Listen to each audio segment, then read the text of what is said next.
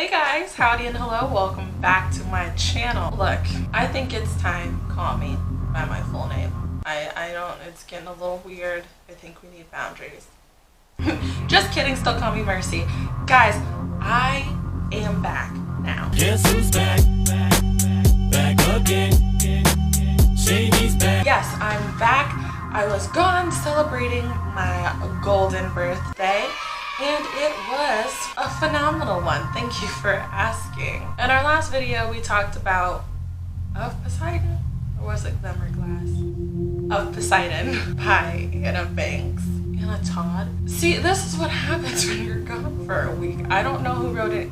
Someone called Anna. Now that it's spooky season, I am so excited to finally be going over not only my favorite Stephenie Meyer book, but my favorite book in general. I have read this book so many times. Today, we will be looking at The Host by Stephenie Meyer, our favorite vampire.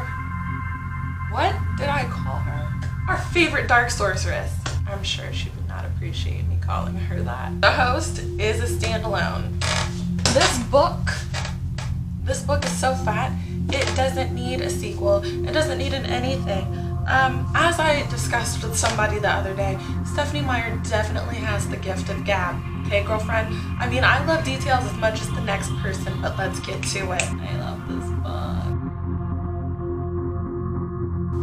The Host. The Host is about an alien invasion, a takeover, if you will. So, we have souls. A soul gets implanted into a human body, and then basically that's it. Now, my biggest question is, how did this invasion even happen? Because the souls need to be put into the human to function as that organism. How did they even get into the first human body to begin with? Anyway, it's the apocalypse. Humans are rare. They're called wild if they can still think on their own without a soul in them. Souls have come to take over the world to make it better because souls are peaceful. There's different things that you can do as a soul. You can be a seeker, you can be a healer, and then you can just be like a regular part of society. Seekers are the ones that start the invasion, which, like I said, I'm not even sure how you did that if you don't have a human body and you're in a... But basically all the humans are in hiding. Pretty much all of humankind has been eradicated. And you can tell if it's an actual human versus a soul in a human body by putting light in their eyes. There's a reflective circle. Don't worry, it's just my ring light. We meet one of our two main characters, Wanda. Wanderer is her full name. And she's been implanted into the body of Melanie Strider, our second main character. Now, Melanie was part of the human resistance. She got caught by some seekers. In a last resort to save herself, she threw herself down an elevator shaft. It's not funny. Didn't quite manage to kill herself though. So, with their advanced medicine and technology, the souls healed Melanie's body. Now, because she was part of the human resistance, she had pertinent information left in her brain. So, they put Wanda into Melanie's body. Now, when this happens, it's just supposed to be Wanda, okay? But there's the occasional person that is strong enough to not be erased, for lack of a better word. Melanie is still there. She's talking to Wanda in her head, trying to keep information from Wanda, from telling the Seeker, in order to keep her little brother and her lover safe. Melanie convinces Wanda to go off to a rendezvous point that they were supposed to meet at before Melanie got captured, so that they could go looking for a colony of humans that haven't been abducted. They go off into the desert, even though Melanie kind of tricked Wanda. Wanda totally would have done it on her own. But they go off into the desert, and just as they're about to die from dehydration, who finds them? Uncle Jeb. I love Jeb.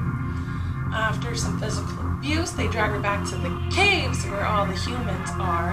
Melanie is shocked that there are so many humans. Wanda is terrified.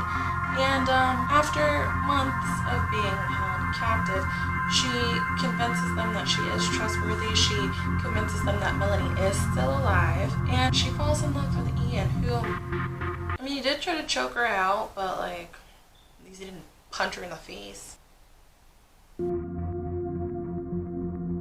Uncle Jeb, Jebediah. Uncle Jeb is every bit the eccentric uncle. He has no rules except for when they benefit him. He is actually more so the approach that I would expect like decent humans to take in this situation. Like, he's wary, but he isn't violent toward the aliens, and he treats them like a human. I can't do Jeb justice in words. So let's just say that he's an amazing character, and I loved every bit of time I got to spend with him. Jamie.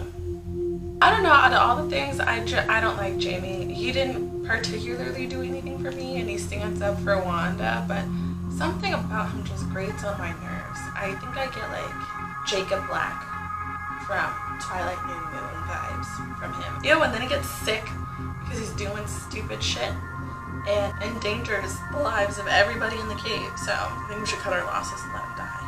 Seeker, also known as Lacey. I haven't decided if I feel bad for her or not. On one hand, she's totally nuts, and like nothing that she's done, especially all of the killing, should be excused. But I can't for 1 minute begin to imagine what it would be like if I had people talking to me in my head. But anyway, I feel bad for her. Sort of bad for Lacey, since all she can remember is her name.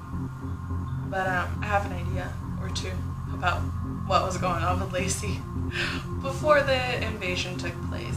Melanie Strider. Melanie is strong-willed, stubborn, determined. I don't want to call her nice because I still feel like she's not. But she is a survivor, I can tell you that much. Melanie has a little brother, Jared, that means more to her than anything else in the world, except for maybe I just called Melanie's little brother Jared when it's Jamie. Jared is her lover, but nobody told them to make two J names that were important and both have an A next to them, okay? Whatever. So then we have Jared, the actual love interest.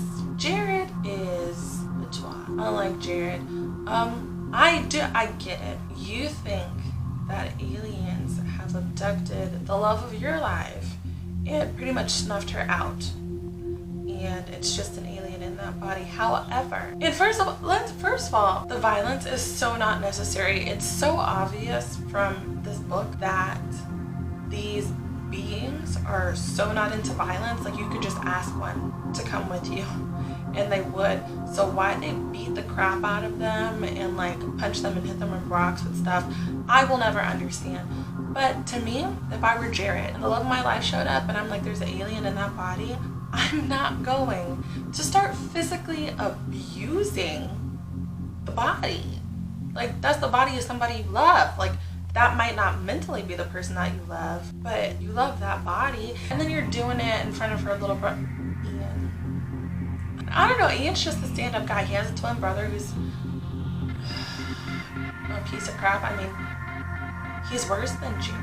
This much worse. I don't like either of those two. But he does soften up after he falls in love with a little alien as well. So, look what love can do. Ian protects Wanda at all costs. He is not confused at all about Melanie versus Wanda.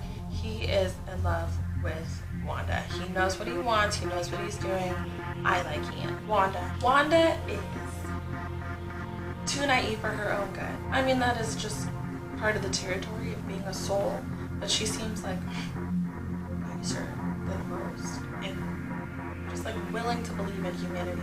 Although she has been to 7 different planets and been 7 different species, this human body seems to suit her best. She is equipped for human emotions, appreciates life and the earth, so it's very obvious why she decided to make this her last planet. Advice: violence is never the answer.